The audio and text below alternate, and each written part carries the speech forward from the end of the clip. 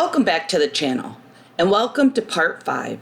This is the final chapter in our breakdown of Michael Saylor's 58-minute Cantor Crypto 2025 keynote address. If you've been following this series, you've seen Saylor walk us through the evolution of corporate Bitcoin strategy, AI-driven cost reduction, the engineering behind tax-efficient yield, and the creation of brand new Bitcoin-backed financial instruments like Strike, Stripe, and Stretch. But this final section is where Saylor brings it all together. In this part of the keynote, Saylor explains why Bitcoin enables a completely new global credit system, one that is more transparent, more liquid, more accessible, and more tax efficient than anything we've ever had in traditional finance. He calls this the beginning of the digital credit revolution. And it's the culmination of everything he has been building at Strategy over the last 4 years. This is a segment where Saylor shifts from explaining what Strategy has done to revealing what the entire world will be able to do because Bitcoin exists. So let's get into it. Here's Michael Saylor, part 5 of his Cantor Crypto 2025 keynote. You sell preferred equity. So I would love to tell you that I just sat down and we invented this digital credit, but the truth is we stumbled upon it because we kept running into headaches or problems we wanted to solve. And we created digital credit because we started with digital capital. We started using Bitcoin as the collateral asset. And so most credit's based on a depreciating asset, and Bitcoin is appreciating asset. So if you build on top of an asset appreciating 10, 20, 30% a year, the credit risk is falling exponentially. That's the first breakthrough. The second breakthrough is it's transparent, homogeneous risk. When you have a credit instrument based on 87,000 home loans, you've got heterogeneous risk. You've got discrete risk. You might have hurricane risk. You might have fire risk. You might have political risk. Corporate credit, sovereign credit, bank credit, they all have opaque, heterogeneous, discrete risk. But on the other hand, Bitcoin's transparent, homogeneous, continuous. On our website, we update the credit model every 15 seconds. Right? You can literally go plug in the price of Bitcoin, your volatility forecast, your performance forecast, anything, and you can get the credit model to spit out in seconds. And that's a breakthrough. You cannot do that with mortgage-backed securities. You can't do it with junk bond portfolios. You can't do it with any kind of commercial real estate portfolio. The third big innovation is digital credit. In this particular case, it's digital credit is based on equity, not based on debt, right? Bank credit is bank deposits are liabilities. The bank has to give back the money. And they're the worst type of liabilities because they're overnight liabilities. You have to give back the money on demand tomorrow or today. Whereas debt is a liability that you got to give back. You got to give back the money in 1, 2, 3, 4, 5 years. The normal duration of corporate debt is like 4 years. So it's 4-year money. But preferred equity isn't a liability at all on the balance sheet. It's an asset. It's an equity instrument. It doesn't amplify the risk. It mitigates the risk. So if you've raised $10 billion of preferred equity, you're never giving it back. There's no $10 billion principal refinance risk. You've got a dividend, but the dividend is a shock absorber because literally the definition of preferred equity is the company's board of directors can't approve the dividend if it would put the company in peril. And so when you're actually funding with preferred equity, you're putting an asset on the balance sheet, a mezzanine equity asset. It mitigates the risk. And then of course, not all preferred equity is equal. You could have a refinance or a put obligation embedded in the preferred equity would make it shorter duration. But if you make it perpetual preferred equity, then the capital is permanent. And if it's permanent, that means you're not going to have any credit default event, not in 5 years, not in 50 years. And those are all reasons why you might want to do that. But of course, the next thing to do is take it public. And so most credit, if you think about private credit, it's illiquid, it's unbranded, it's local, it's difficult to access. But public credit Liquid, it's STRC, it's stretch, it's got a name. It's stride, STRD, it's got a name. It's global, it's branded, you advertise it, friends tell their friends about it. People go tell their mothers, their fathers, their sisters, their workout partners, you should buy some of this. It's easy to access. There are 4 credit instruments you can buy on Robinhood. They're STRF, STRC, STRD, STRK. There are credit instruments. So this idea that you want to actually take it public is a big idea. Now, how do we learn that? Well, we learned it by watching our own convertible bonds not trade in the market. We had equity trading $4 billion a day, and we had convertible bonds not trading for 3 days. And it occurred to us that there's something not right about that market, and we wanted to fix it. And the way you fix it is you take the things public. And then the other point that I make is digital credit is better because if you buy $100 million of digital credit, we can sell it to you in 30 seconds and we can create it. We create the backing collateral for the credit in real time. So if we get $1 billion of credit orders, we create the $1 billion of collateral and we stay synchronized. You can't create $1 billion worth of home mortgages overnight. You can't create $1 billion worth of commercial loans overnight. So you cannot create conventional credit and synchronize it in the same way that you can create digital credit. That's why, banks have, 50-story buildings and 27,000 employees. We can create billions of dollars of credit with 6 people. It can be $1 billion, it could be $10 billion, it could be $100 billion, it can be $1 trillion. Still the same 6 people. It's extremely efficient, instant, automated. And when you put all that together with the last observation, which is it's tax-deferred income, this is how you go from a 2 or 3% yield to a 20% yield, right? Those are the innovations that make digital credit. And here, the fortunate happenstance is we just discovered the Bitcoin treasury model. The treasury model is just triple tax deferred. We raise billions of dollars of capital by issuing securities, that's tax deferred. We generate billions or tens of billions of dollars of income through appreciation of the asset, tax deferred. And then we can pay billions of dollars of dividends as return of capital, tax deferred, rinse and repeat. I would say that we have inadvertently created the most scalable, tax-efficient fixed income generator in the world. The digital treasury model is the most tax-efficient generator of fixed income. If your goal is to generate large amounts of after-tax or tax-deferred fixed income, and by the way, who would want that? Like everybody? If that's your goal, then this is the way to do it. There's no other company that's going to tell you they could generate $100 billion of dividends tax deferred as rock dividends. They can't do it. If you look at the entire structure, return of capital dividends, they've been utilized, but normally by pipeline companies and real estate companies and oil and gas companies, and they're basically using depreciation credits in order to get to negative E&P. And you cannot. Maybe you can pay 3% dividends, and maybe you can pay 3% against a very fixed amount of physical capital. But there's no way to pay 10% dividends and to grow the business 20, 30, 50% a year because the physical capital won't support it, the depreciation won't support it. So to do what we're doing at the scale we're doing and grow the way we're doing, it has to be digital. So what is it we are? We're basically a digital credit factory. The way to think of it is credit investors want US dollar yield, and then equity investors want BTC yield. So we're doing a perpetual swap. We're swapping, I'm going to give you 10% US dollar yield forever, and I'm going to take back the Bitcoin, which is an X% BTC yield forever.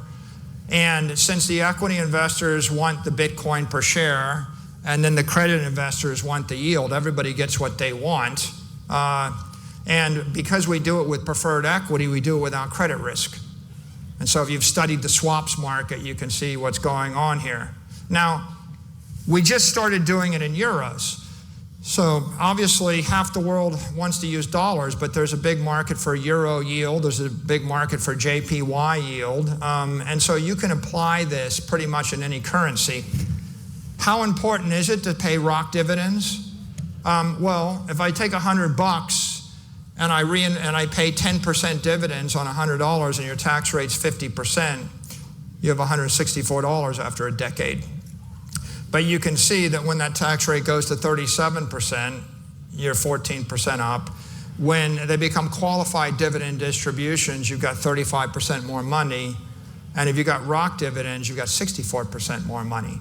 So it's pretty substantial to any retail investor or small business.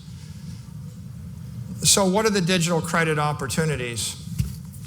Well, this is stretch yield versus other credit instruments. And what you see here is that even if you don't pay taxes, stretch is twice as good as most everything else. And if you're a taxpayer in Miami Beach, it would be 4 times better than your money market.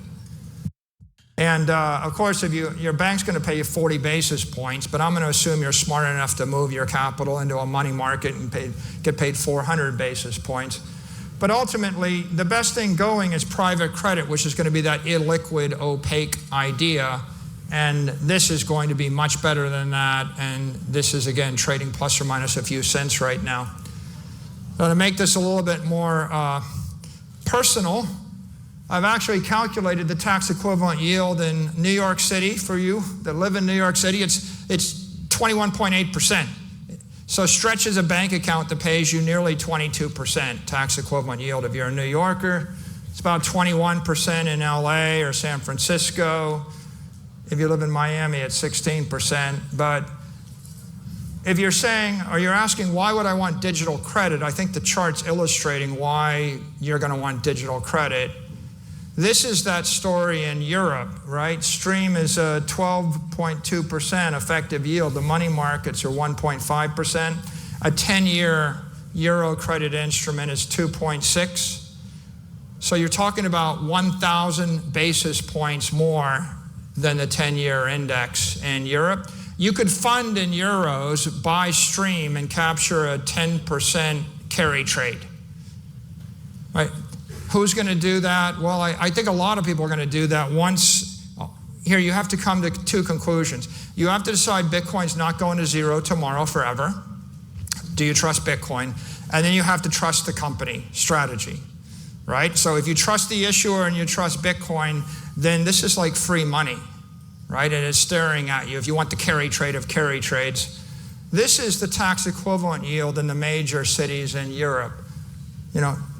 23% in Vienna, right? And I put the money market fund over there for reference, just so you see. The status quo is the little green dot on the right side, and this is what the digital economy is going to bring to Europe over time. The summary of all this, right? I mean, the message is digital credit's just superior. It's superior to corporate credit, conventional credit, mortgage-backed credit. The credit's a $300 trillion market. As people start to think, well, maybe I'd like to get double, triple, or quadruple, you're going to see 1, 2, 3, 4% of that market change. This is a snapshot of the risk-free rate in every currency in the world. And what you can see is the US dollar is the highest risk-free rate. But, you float over here to Europe, you're 1.8%. In Singapore, it's 1.4%. In Japan, you're 50 basis points. In Switzerland, you're minus 40 basis points or something like that. So what is the idea with digital credit? It's very simple. You sell a treasury credit instrument, you convert it into currency of choice, you strip the vol off of it, and you hand someone 600 basis points or 800 basis points more than the risk-free rate, right? What is the ideal product? The product that is felt to be useful by the people of the world. Okay, well, what do people find to have value? Well, there's a word in the English language for something that everybody finds valuable. It's called money. That's the word, right? If you actually generate 600 or 800 basis points of additional yield in the currency of choice, you have created the perfect product. Well, what is the perfect product? It's the product that someone is deaf, dumb, blind, in a coma, yet unborn, would still find valuable. Right? I thought the iPhone was the perfect product at a point, but I'm on the iPhone 17 Pro Max. There's 35 versions. We're going to be in the iPhone 137 by the time your grandchildren are born. But you put something like this in a portfolio, it's going to work for them whether they know it or not. So I'll just end with this, right? What have we done? Well, we've created an equity, and if you want enhanced exposure to digital capital and digital credit, you buy the equity. That's how you get the amplified roller coaster. And if you're the equity investor and you want that kind of amplification, you buy it. If you don't trust anybody, if you want no counterparty risk to a company or no currency risk, buy Bitcoin. Bitcoin is the index on the crypto economy. What does that mean? It's the index on the free market economy. If you want to buy the free market capital index, you just buy Bitcoin. It is the risk-free rate for a person that believes in digital assets and the digital economy. If you want to have your cake and eat it too, you buy something like Strike, a convertible preferred. It gives you a guaranteed dividend, some portion of upside, consistent income, and principal protection. If you want to maximize cash flow, you buy one of the high yield instruments like STRD. It's 13% tax deferred.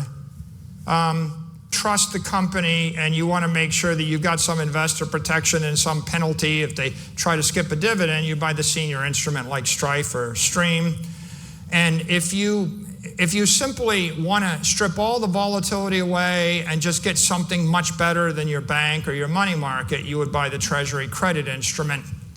Now, if you're not sure what you want right now, I will tell you what you want. What you want is you want this Treasury instrument that is basically a high yield bank account. You want to be paid 10.5% with the tax deferred for the next 10 years, right? When you change your mind, you sell it for the same price you bought it, and you go do something that gets you something better. But at the end of the day, I know a lot of Bitcoin maxis, a lot of Bitcoin believers. There aren't very many of them that would say, I'm going to actually put all the money I need to pay my kids' tuition in the fall into Bitcoin. They all have treasuries. They all have near-term obligations. And if your choice is to get 30% ARR with more than 30 vol, or to get 10% tax deferred with no volatility, there's a lot of people that would put some portion of their money into that no volatility 10% guarantee. It's pretty compelling, especially if you can borrow the money at 4 and you can get into the carry trade. So with that, I would thank you for your time. And I would just say, I think if you're a financier and you're an investor and you think really hard right now, what I've shared has implications for every company that has digital assets on its balance sheet. It has implications for equity investors. It has implications for credit investors. And the only thing I would say is it's worth thinking hard about. We say Bitcoin takes 100 hours to understand. That's a 15-second ad. It doesn't take even 100 seconds to understand, a bank account that pays me 10% and I don't get taxed on it, right? That's like, too good to be true. What's the catch? But just like a lot of people don't want to play with fire or explosives, they all would like a car with an automatic transmission that's got fire and an ignition inside it that will take them here. So we are now on the verge of being able to create some wonderful financial instruments that will appeal not to the crypto maxis or the innovators or the tech investors. It's, the mission is give 1 billion people 10% tax deferred, right? Everywhere in the world. And it's kind of cool in the US, but if you live in Switzerland or Japan and you're getting 50 basis points or less, there's a difference between nothing and 10% return on your capital. It's a revolution in finance. And I think in the last 12 months, my eyes have been opened, and I realized that our mission is to go and digitally transform the entire credit marketplace, which means the banking industry and all of finance, and we can do it everywhere in the world on a strong Bitcoin-based foundation. Thank you. What Saylor just laid out is nothing less than the blueprint for a new global financial architecture. For the first time in history, we have a perfect, incorruptible collateral base, which is Bitcoin, digital credit instruments that can be created instantly, tax-efficient yield that outperforms legacy banking and bonds, global liquidity without counterparty opacity, AI-driven efficiency that reduces cost and risk. This is the foundation for a future where anyone, not just institutions, can access powerful credit tools built on top of appreciating digital money. Saylor's message is clear. If the 20th century was built on physical collateral and manual credit, then the 21st century will be built on digital collateral and automated credit. And Bitcoin is the heart of the transformation. This includes Part 5 and the entire series breaking down Michael Saylor's Cantor Crypto 2025 keynote speech. If you missed any earlier episodes, check the playlist link below. Each part is designed to make the full 58-minute keynote easier to digest and understand. If you found this helpful, don't forget to like, subscribe, and hit the bell so you don't miss the next deep dive. And as always, stay curious, stay informed, and be kind. See you in the next one.